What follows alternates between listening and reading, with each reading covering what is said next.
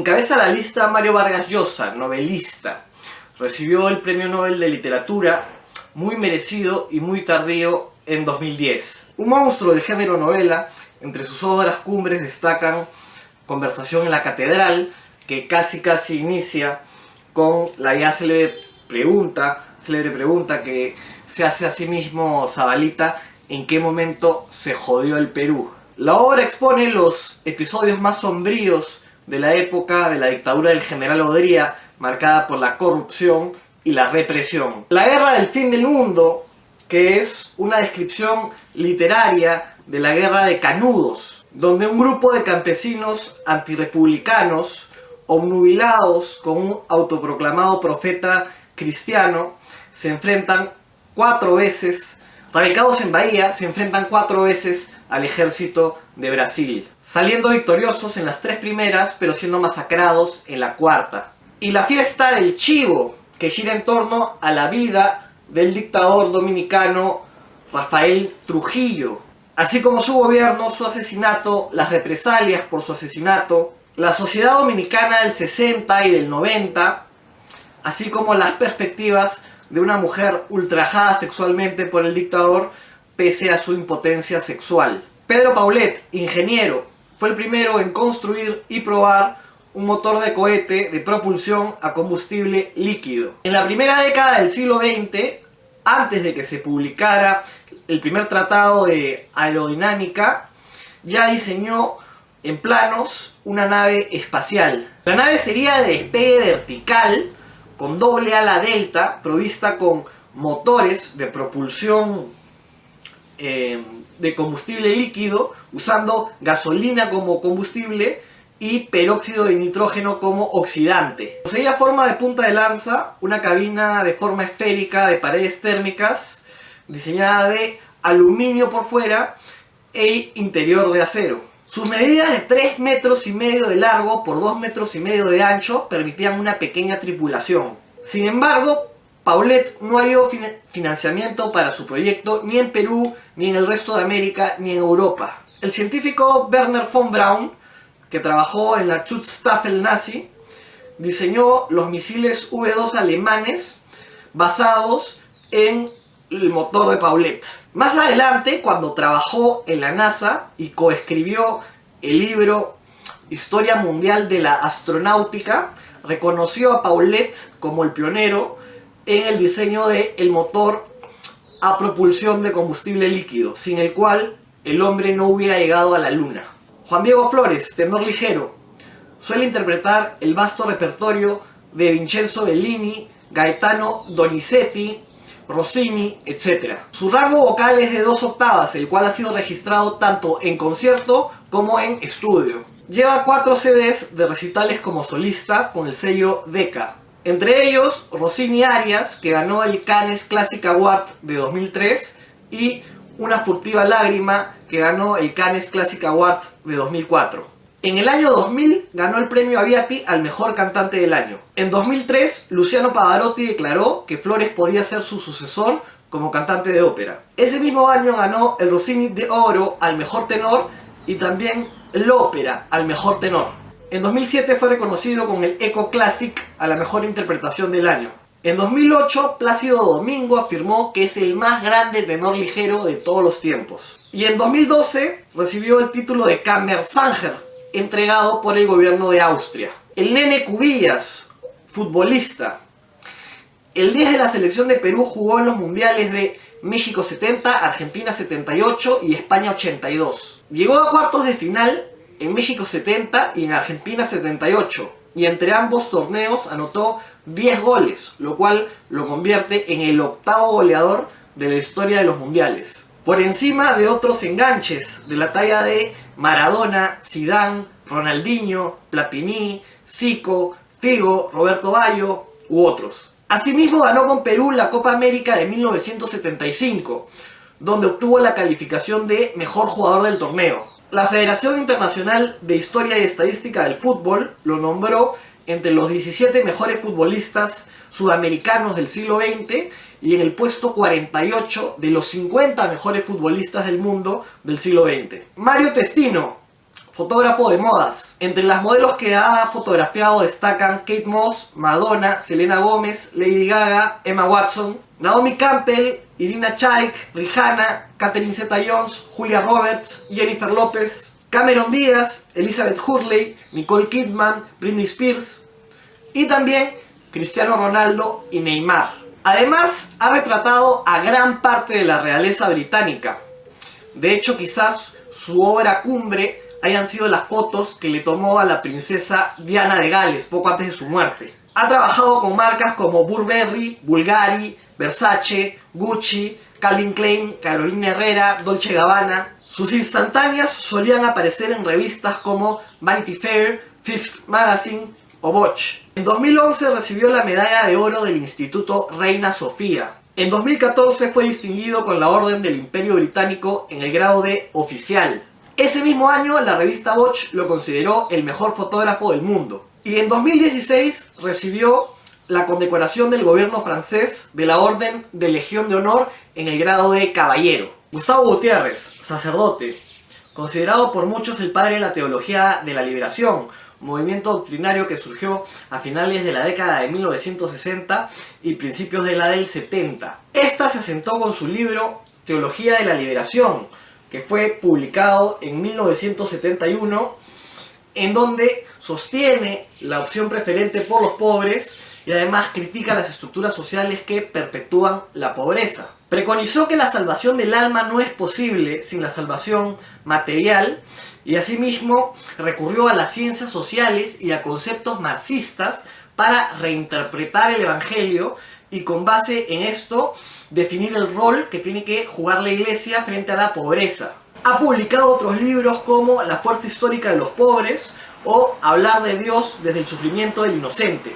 Varias universidades, entre ellas la de Yale y la de Friburgo, lo han destacado con el grado de doctor honoris causa. En el 2003 recibió el Premio Príncipe de Asturias de Comunicación y Humanidades. Andrés Rocarrey, torero, con tan solo 22 años y 4 años de actividad como matador, se ha convertido en figura indiscutible del toreo. En la temporada del 2017 quedó segundo del escalafón y en la del 2018 primero, con 91 orejas y 2 rabos en 54 corridas. Dado el enclaustramiento autoimpuesto de José Tomás, no cabe duda que es el mejor torero de la actualidad. Ha triunfado en todas las plazas importantes del mundo. Para empezar, tiene 2 puertas grandes en las ventas. Ha triunfado en Sevilla, ha triunfado en Lima, ha triunfado en la México. Tuvo un triunfo rotundo en Pamplona el año pasado durante los Sanfermines, cortando 6 orejas en 2 corridas con 48 horas de diferencia entre una y otra. Ha triunfado en Valencia, en Zaragoza, en San Sebastián, en Bilbao, muchas más partes de España. En Francia ha triunfado en Arles, en Mont-de-Marsan, en Bercier, en Dax. En América, aparte de la México y Lima, ha triunfado en Cali, en Bogotá, en Manizales, en Guadalajara, en Aguascalientes, en Quito, etcétera, etcétera. Alex Olmedo, tenista. En 1958 ganó el Grand Slam de Estados Unidos en dobles con Ham Richardson. A la sazón, Australia llevaba 3 años ganando la Copa Davis. Ante la necesidad de llevar jugadores de primer nivel para aspirar a recuperar la Copa, y ya que Perú no presentaba equipo ese año, el capitán estadounidense Perry Jones convocó a Olmedo al equipo. Olmedo hizo sus 3 puntos, ganando sus 2 singles y el de dobles. En el partido definitorio le ganó a Ashley Cooper por 3-0 con parciales de 6-3, 6-4 y 8-6. De manera que Estados Unidos volvió a alzarse con la Copa Davis. En 1959 Alex Olmedo ganó el Abierto de Australia, en el que disputó la final con Neil Fraser y lo derrotó por 3-1. Ese mismo año ganó el Grand Slam de Wimbledon, donde llegó a la final con Rod Laver y lo venció 3-0. Asimismo llegó a la final del Abierto de Estados Unidos, otra vez con el australiano Neil Fraser, quien ahora se cobró revancha, ganándole al peruano por 3-1. En 1987, Alex Olmedo ingresó al Salón Internacional de la Fama del Tenis. Santiago Antúnez de Mayolo, físico. En 1924, cuando todavía se creía que las partículas únicamente tenían carga positiva, el protón, o negativa, el electrón. Durante el tercer Congreso Científico Panamericano, Antúnez de Mayolo presentó la ponencia Hipótesis sobre la constitución de la materia. En ella predijo la existencia del elemento neutro, adelantándose 8 años al físico inglés James Chadwick, quien lo descubrió y llamó neutrón, descubrimiento que le valió el Premio Nobel de Física en 1935. Por otro lado, en 1932, cuando todavía no se conocían las partículas de la antimateria, que son aquellas que tienen carga eléctrica inversa a las partículas conocidas inicialmente, Santiago Antúnez de Mayolo publicó su trabajo Los 3 elementos constitutivos de la materia, en el cual predijo la existencia del positrón o antielectrón, que descifró de los rayos cósmicos. Sin embargo, en el mismo 32, el estadounidense Carl David Anderson demostró experimentalmente su existencia y gracias a esto consiguió el Premio Nobel de Física del 36. Lo cierto es que el inglés Paul Dirac lo predijo antes que ambos, en el 28. César Vallejo, poeta.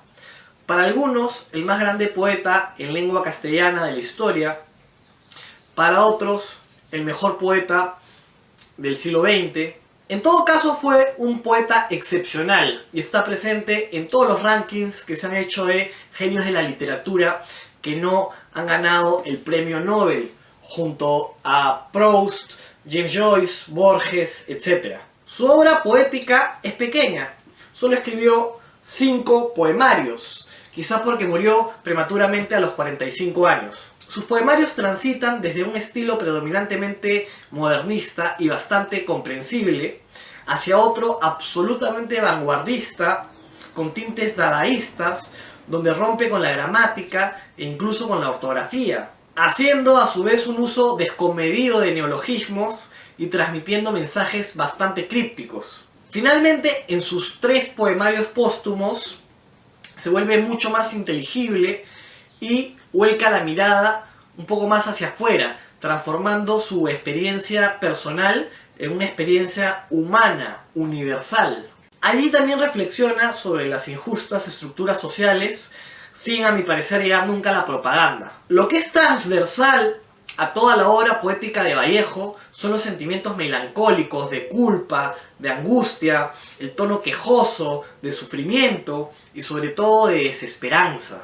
Ima Sumac, soprano, se autodenominaba la princesa inca. Fue pionera en lo que se llama world music, la fusión musical. Mezcló la música andina con el jazz, el mambo, el boogie boogie, el flamenco, el rock y la música afrolatina. Imitaba sonidos de la naturaleza, de la Amazonía, de los pájaros. Sus rangos vocales eran amplios. Su registro de voz en la década del 50 era de 5 octavas. Realizaba sin problemas la triple coloratura. En 1950 grabó su primer álbum con la disquera Capitol Records, que se intituló Voice of Xtavi, con el que pronto se vendieron más de 1 millón de discos. Otros álbumes suyos que destacaron fueron Leyenda de la Virgen del Sol de 1952, Incataqui del 53 y Mambo del 54. El resto de su discografía incluye temas aclamados como El Picaflor,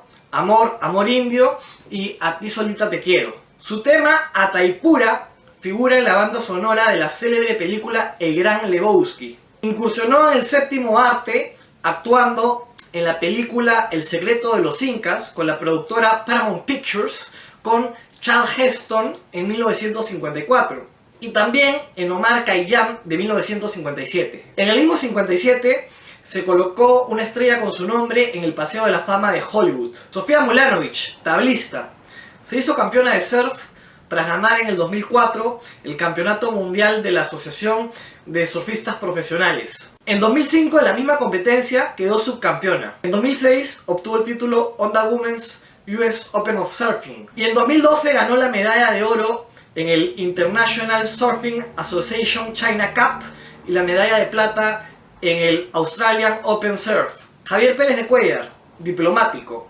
Hasta la fecha, el único americano que ha ocupado el puesto de secretario general de las Naciones Unidas, cargo que tuvo en dos periodos entre 1982 y 1991. Fue presidente del Consejo de Seguridad de la ONU en 1974, representante de la ONU en Chipre entre el 75 y el 77, consiguió las primeras negociaciones entre griegos y turcos. Durante su mandato, negoció personalmente el cese al fuego entre Irán e Irak, consiguió la liberación de los rehenes secuestrados por Hezbollah en Líbano y gestionó exitosamente la independencia de Namibia. Logró la paz en la guerra interna de El Salvador y distender las tensiones entre Marruecos y el Frente Polinesio por el Sahara Occidental. En 1988 recibió el Premio Nobel de la Paz en representación de los Cascos Azules. También fue condecorado con el Premio Príncipe de Asturias por promover la cooperación iberoamericana, así como con el Hall of Fame por el entendimiento internacional, entre muchas otras distinciones. En el gobierno de transición de Valentín Paniagua, entre 2000 y 2001, ejerció de canciller y de primer ministro. Gastón Acurio, cocinero, primer y principal responsable del boom internacional de la gastronomía peruana. A través de esta ha conseguido promocionar los productos locales, atraer el turismo y generar un sentimiento de pertenencia y cohesión entre los peruanos. Fuera del Perú cuenta con 37 restaurantes en 14 países. Ha divulgado la cocina peruana con programas de televisión como Aventura Culinaria y Bravazo, y con libros como 500 años de fusión y El Larousse de la gastronomía peruana. En 2011, en la Feria Madrid Fusión, fue reconocido como uno de los 20 cocineros más influyentes del mundo. En el 2013, su restaurante Astrid y Gastón consiguió escalar del puesto 35 al 14 de la lista The World's 50 Best Restaurants de la revista inglesa Restaurant, con lo que consiguió además el premio Highest Climber.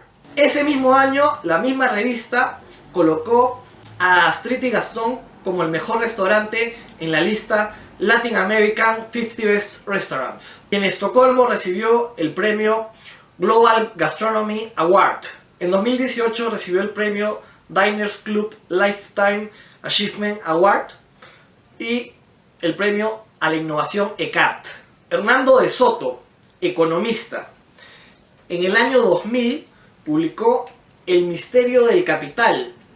¿Por qué el capitalismo triunfa en Occidente y fracasa en los demás países? Allí de Soto señala que las reformas macroeconómicas del Consenso de Washington no han sido suficientes para traer el bienestar a todos los ciudadanos con el famoso chorreo hacia abajo. Para De Soto, la clave del problema consiste en que en los países pobres o en vías de desarrollo, entre el 70% y el 80% de la economía es economía sumergida. El primer paso, siguiendo a De Soto, para formalizar esas economías es entregando a los pobres títulos de propiedad formales. De esta manera a los pobres se les abriría las puertas de la economía formal, empezarían a entender el derecho y podrían recibir préstamos bancarios y utilizar como garantía sus activos. En 2002, De Soto recibió el Adam Smith Award.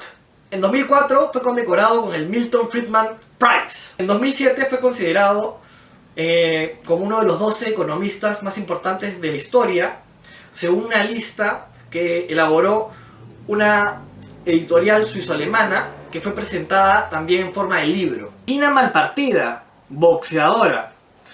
En 2009 ganó el título mundial en la categoría superpluma por la Asociación Mundial de Boxeo, proporcionándole un knockout técnico a Maura Shia en el Madison Square Garden. A partir de ahí defendió su título en 5 oportunidades entre 2009 y 2012. Las 5 veces salió vencedora, 2 de ellas por knockout técnico y 3 por decisión unánime. En 2012 realizó su última defensa del título en Lima ante la tailandesa Nojipajuyut, a quien le proporcionó una soberana paliza.